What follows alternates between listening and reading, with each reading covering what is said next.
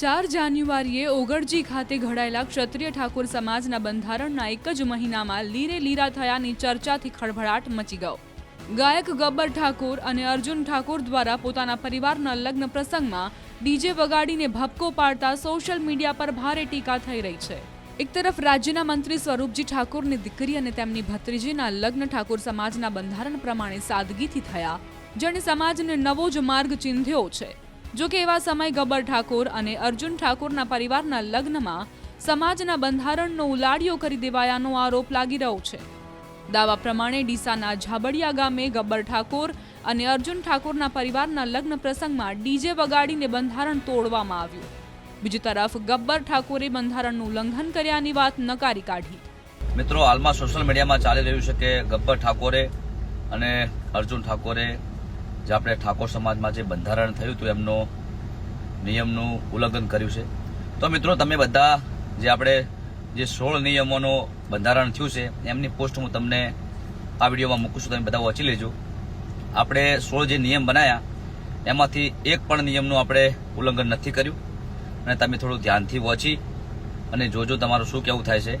અને જે અમારા વિરોધીઓ છે એ તો વિડીયો બનાવે જ છે કે અમને ઉલ્લંઘન કર્યું છે, પણ તમે બધા આ પોસ્ટ વાંચો અને જે આપણે 16 મુદ્દા છે અમે એક પણ મુદ્દાનું ઉલ્લંઘન નથી કર્યું.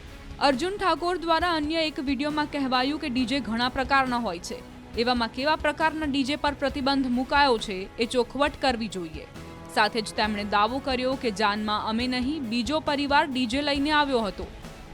જય બાબાડી મિત્રો, જે કઈ છે રોમાપીરની સોગન કહીને કહું છું.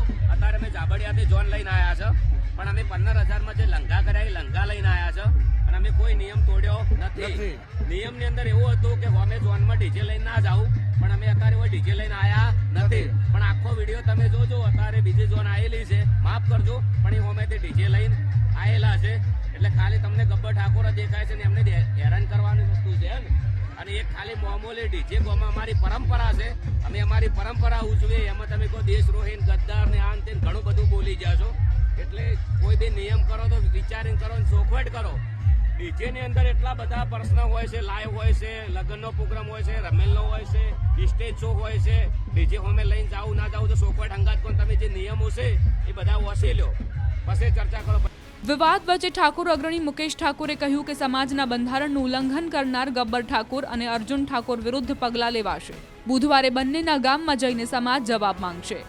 ડીસા તાલુકાના જાંબડિયા ખાતે અર્જુન ઠાકોર અને ગબ્બર ઠાકોર જે કલાકાર તરીકે ઓળખાય છે, એમના પરિવારમાં પ્રસંગ હતો, તો એમણે લગ્ન પ્રસંગમાં લાઈવ ડીજે સાથે વરઘોડો કાઢી અને ઠાકોર સમાજના બંધારણને ઉપરવટ જઈ અને એમનો પ્રસંગ કર્યો છે, બંધારણનું ઉલ્લંઘન કર્યું છે, બંધારણને માન્ય રાખ્યું નથી. ત્યારે સમગ્ર ઉત્તર ગુજરાતના ઠાકોર સમાજમાં ખૂબ આક્રોશ છે. આ લોકોએ જે સમાજને ઉપરવટ જઈ અને પોતાનો પ્રસંગ કર્યો છે, તો એમાં કડકમાં કડક કાર્યવાહી કરવામાં આવશે. આવતીકાલે 4 તારીખે સમગ્ર ઉત્તર ગુજરાતના ઠાકોર સમાજના આગેવાનો, બંધારણ સમિતિના આગેવાનો અને સામાજિક અગ્રણીઓ એમના જાંબડિયા ગામમાં ભેગા થઈ અને સામાજિક રીતે દાખલો બેસે એવી કડક કાર્યવાહી કરશે. ફરીથી આવો કોઈ પ્રયત્ન ના કરે, કોઈના પ્રસંગમાં આ રીતે બંધારણને ઉપરવટ જઈ અને કોઈ પ્રસંગ ના કરે, કોઈ ડીજે સાથે કોઈ વરઘોડો ના કાઢે, કોઈ લગ્ન પ્રસંગમાં ડીજે ના રાખે, એના માટે ખૂબ કડક કાર્યવાહી કરવામાં આવશે. અનેક લોકોની માગણી હતી કે લગ્ન પ્રસંગોમાં ડીજે ચાલુ રાખવામાં આવે, પણ 26મી જાન્યુઆરી રાત્રે ઠાકોર સમાજનું મહાસંમેલન થયું, એમાં સ્પષ્ટ સંદેશ આપી દેવામાં આવ્યો હતો કે ભાઈ બંધારણનો અમલ થઈ ચૂક્યો છે. 4 જાન્યુઆરી 2027ના દિવસે ફરી બંધારણના દિવસે સમગ્ર ઠાકોર સમાજ ભેગો થશે, ત્યારે સમાજના સલાહ સૂચન લઈ અને આગળનું કઈ રીતે કરવું એના નિર્ણય કરવામાં આવશે. પરંતુ હાલ પૂરતું ચુસ્તપણે ઠાકોર સમાજને આ બંધારણનું પાલન કરવાનું રહેશે, આવો સ્પષ્ટ સંદેશ આપવામાં આવ્યો હતો. છતાં પણ અર્જુન ઠાકોર અને ગબ્બર ઠાકોરે આ બંધારણનું ઉલ્લંઘન કર્યું છે, તો એમના વિરોધમાં કડકમાં કડક કાર્યવાહી થવી જ જોઈએ.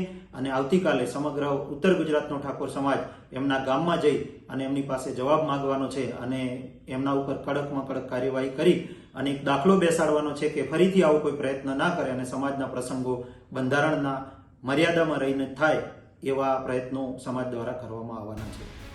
મંત્રી સ્વરૂપજી ઠાકોરે પોતાની દીકરી અને ભત્રીજીના લગ્ન સમાજના બંધારણ પ્રમાણે કરીને ઉદાહરણ પૂરું પાડ્યું છે. તેમણે દીકરીને કરિયાવરમાં ફિક્સ્ડ ડિપોઝિટ આપીને ખોટા ખર્ચાઓ બંધ કર્યા. સાથે જ તેમણે સંદેશ આપ્યો કે સમાજના લોકો ખોટા ખર્ચ કુરિવાજોના બદલે શિક્ષણ તરફ આગળ વધે.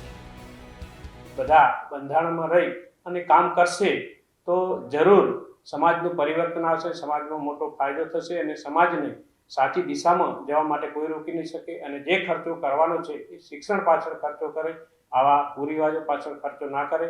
એ તમામને કહું છું.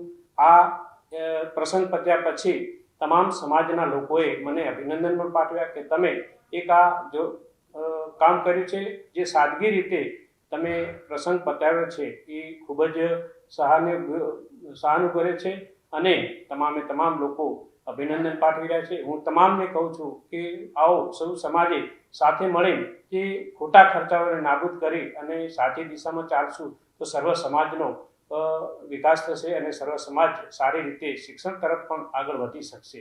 એટલે તમામને હું સંદેશો આપવા માગું છું કે તમામ આ નિયમોનું પાલન કરી આવો સૌ સાથે મળી તમામ સમાજનો વિકાસ કરીએ.